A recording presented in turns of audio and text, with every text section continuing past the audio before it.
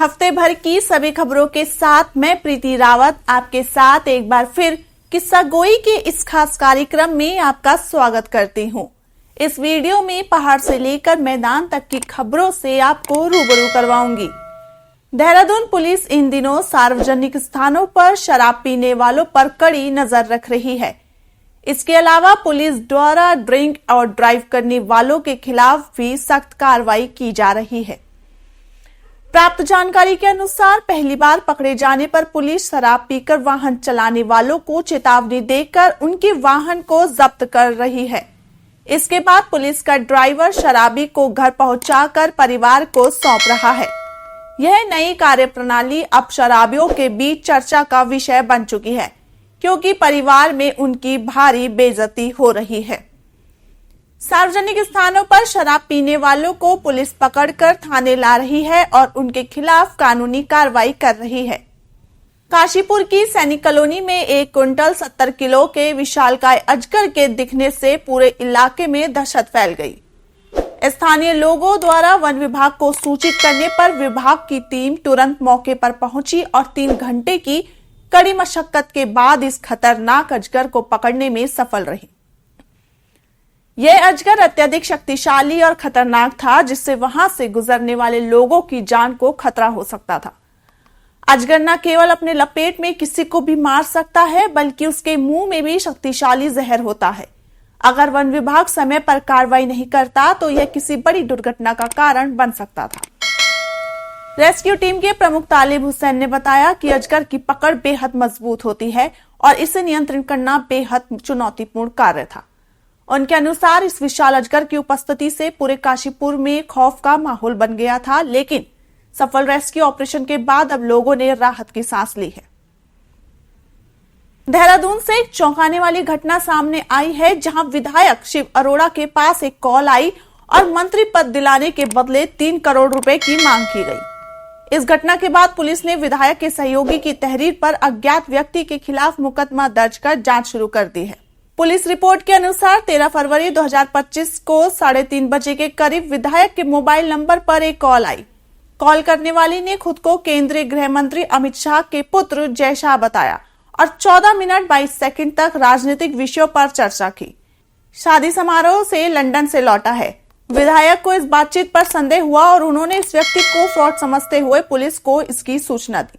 देखिए, 13 फरवरी को लगभग दोपहर 3:30 बजे के आसपास मुझे एक अनजान नंबर से कॉल आती है, जिस कॉल में वो अपना परिचय जयलाल शाह सुपुत्र आदरणीय गृह मंत्री अमित शाह जी बताते हैं। फोन आते ही मुझे इस पर संशय होता है कि कोई ना कोई फ्रॉड है, और सहज रूप से वो थोड़ी देर राजनीतिक चर्चा करने के बाद मुझसे इस प्रकार की चर्चा करके कि आपके राजनीतिक हित के लिए पापा ने मेरे जिम्मे लगाया है और आदरणीय जेपी नड्डा जी से बात हुई है और आपको मंत्री पद देने के लिए मैं नड्डा जी से बात कर रहा हूं, हम फाइनल कर रहे हैं, आप 3 करोड़ रुपए लेके दिल्ली आ जाएं। इस प्रकार की जब बातें वो कर रहा था, सहज रूप से मैं समझ चुका था कि वो पूरी तरीके से फ्रॉड है।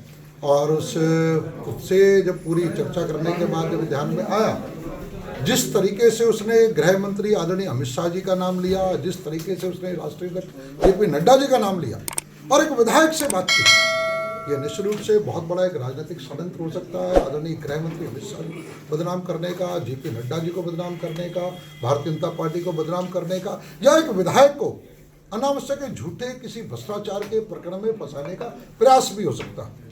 तो मैंने तुरंत उस बातचीत के बाद हमारे यशस्वी मुख्यमंत्री पुष्कर सिंह धामी जी को जानकारी दी और साथ ही साथ उन्होंने पुष्कर सिंह धामी जी ने तुरंत निर्देशित किया यहाँ के वरिष्ठ पुलिस अधीक्षक को, और वरिष्ठ पुलिस अधीक्षक ने इस पर अपनी कार्रवाई तुरंत ही कुछ घंटों के अंदर आरंभ कर दी।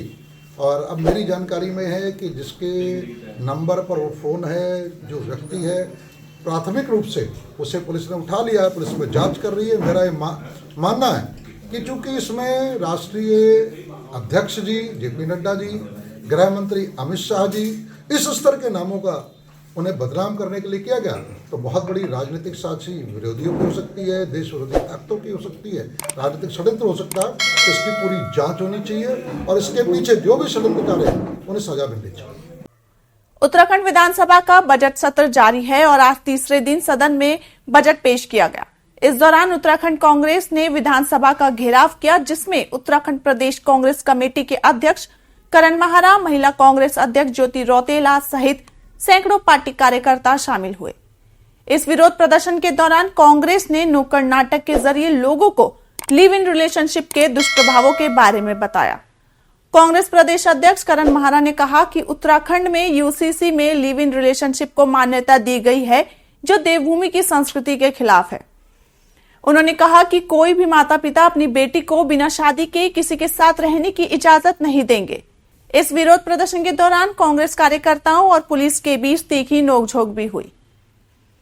बजट सत्र के दौरान सदन के भीतर वित्त मंत्री ने बजट पेश किया, जिसके बाद स्पीकर ने उन्हें मिठाई खिलाकर बधाई दी। आइए जानते हैं बजट की मुख्य घोषणाएं। मुख्यमंत्री शेवनिंग उच्च शिक्षा छात्रवृत्ति को 2 करोड़, एनडीए एवं आईएमए में चयनित छात्रों को पुरस्कार 1.5 करोड़, उद्यमिता कौशल एवं नवाचार के लिए 7 करोड़, आईटीआई उन्नयन हेतु राजस्व मद 45 करोड़, पूंजीगत मद 18 करोड़, उदीयमान खिलाड़ियों को छात्रवृत्ति 10 करोड़, खेल महाकुंभ के आयोजन हेतु 15 करोड़, राज्य एवं राष्ट्रीय युवा महोत्सव 5 करोड़, मुख्यमंत्री युवा मंगल दल स्वावलंबन योजना 5 करोड़, मुख्यमंत्री ग्रामीण खेलकूद एवं स्वास्थ्य सर्वधन योजना 2.5 करोड़, रूरल बिजनेस इंडिब्यूटर योजना 20 करोड़, मुख्यमंत्री स्वरोजगार योजना 60 करोड़, मुख्यमंत्री पलायन रोकथाम योजना 10 करोड़, पंडित दीनदयाल उपाध्याय ग्रामीण कौशल योजना 21 करोड़। उत्तराखंड विधानसभा में मुख्यमंत्री पुष्कर सिंह धामी सरकार ने अपने दूसरे कार्यकाल का चौथा बजट पेश किया। वित्त मंत्री प्रेमचंद अग्रवाल ने वित्तीय वर्ष 2025-26 के लिए 1,01,175 करोड़ का बजट सदन में प्रस्तुत किया। वित्त मंत्री ने अपने संबोधन में कहा कि यह बजट 7 बिंदुओं पर केंद्रित है और राज्य की रजत जयंती वर्ष में इसे विकास की दिशा में आगे बढ़ाने का काम करेगा। सहकारिता किसान कल्याण योजना के लिए 85 करोड़ का हमने प्रावधान किया है। किसान पेंशन योजना अंतर्गत समग्र रूप से लगभग 62 करोड़ 18 लाख का हमने प्रोविजन किया है। हाउस ऑफ हिमालयाज के लिए बहुत बड़ा काम, हालांकि ये नवाचार भी कह सकते हैं और किसानों के हित में भी कह सकते हैं, इसमें 15 करोड़ का प्रोविजन किया है। मिशन अप्पले योजना के लिए 35 करोड़ का प्रोविजन किया है। साइले शादी हेतु समग्र रूप से 40 करोड़ का प्रोविजन है। दुग्ध मूल्य प्रोत्साहन योजना हेतु 30 करोड़ का इसमें प्रोविजन किया है। मुख्यमंत्री राज्य कृषि विकास योजना अंतर्गत 25 करोड़ का प्रोविजन किया है। मुख्यमंत्री मत्स्य संपदा योजना के लिए 12 करोड़ 43 लाख का प्रोविजन किया है। मिलेट मिशन योजना के लिए 4 करोड़ का प्रोविजन किया है। स्थानीय फसलों के प्रोत्साहन कार्यक्रम के लिए 5 करोड़ 75 लाख का हमने प्रोविजन किया है। National mission for natural farming योजना के लिए 3 करोड़ 22 लाख का प्रोविजन किया है। अब उसका ज्ञान का आखिरी शब्द है एन, नारी, और नारी में नंदा गौरा योजना अंतर्गत 157 करोड़ 84 लाख का प्रोविजन है। मुख्यमंत्री बाल पोषण योजना अंतर्गत 29 करोड़ 91 लाख का प्रोविजन है। मुख्यमंत्री महालक्ष्मी किट योजना के लिए 22 करोड़ 62 लाख का प्रोविजन है। मुख्यमंत्री वात्सल्य योजना अंतर्गत 18 करोड़ 88 लाख का प्रोविजन है। मुख्यमंत्री महिला पोषण योजना के लिए 13 करोड़ 96 लाख का प्रोविजन है। मुख्यमंत्री आंचल अमृत योजना के लिए 14 करोड़ का प्रोविजन किया है। मुख्यमंत्री बाल एवं महिला बहुमुखी विकास लिए 8 करोड़ का प्रोविजन है। निराश्रित विधवाओं की पुत्री के लिए ये बड़ी चीज़ है, इसमें 5 करोड़ का प्रोविजन किया है।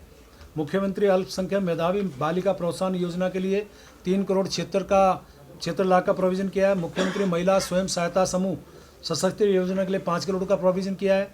महिला उद्यमियों के लिए विशेष प्रोत्साहन योजना अंतर्गत 5 करोड़ का प्रोविजन हुआ है। और ईजा बोई सगुन योजना के लिए 14 करोड़ 13 लाख का प्रोविजन किया है। वहीं दूसरी ओर नगर आयुक्त नमामि बंसल की सार्थक पहल से स्वच्छ दून सुंदर दून की परिकल्पना और पर्यावरण संरक्षण को गति प्रदान करने के लिए देहरादून के नगर निगम परिसर में ग्रीन स्पेस अभियान की शुरुआत की गई। इसके साथ ही अब शहर भर में इस अभियान को पूरे जोर शोर से चलाया जाएगा। इस संबंध में देहरादून की नगर आयुक्त नमामि बंसल ने बताया कि एयर क्वालिटी को ध्यान में रखते हुए शहर भर में ग्रीन स्पेस की संख्या बढ़ाने पर काम किया जा रहा है। उन्होंने बताया कि जितने भी सार्वजनिक स्थल में खाली जगह है वहां पर पौधारोपण अभियान चलाना और वर्टिकल गार्डन के माध्यम से इन जगहों को हरा भरा करने पर भी विचार किया जा रहा है। जैसा कि पूरा अभी मतलब एयर क्वालिटी पर काफ़ी फोकस है, उसी को ध्यान में रखते हुए ग्रीन स्पेसेस को बढ़ाया जाना है। जितने भी हमारे पब्लिक एरियाज़ में पॉकेट्स हैं जहाँ पर कि हम प्लांटेशन ड्राइव्स चला सकते हैं और डिज़ाइन में भी ग्रीनिंग के एलिमेंट को लाते हुए वर्टिकल गार्डन्स इत्यादि के माध्यम से जो हमारे पब्लिक स्पेसेस हैं उनके लैंडस्केप को और ग्रीनर हम बना सकें, इसी का प्रयास किया जा रहा है। इसके लिए योजनाएं भी बनानी शुरू कर दी गई हैं और साथ ही एनकैप के माध्यम से जो फंड आ रहा है उसकी यूटिलाइजेशन के लिए भी व्यवस्थित योजना बनाई जा रही है। साथियों, यह थी इस हफ्ते की कुछ प्रमुख खबरें जिन्हें आपको जानना जरूरी था। अगली वीडियो तक हमें सब्सक्राइब जरूर करें।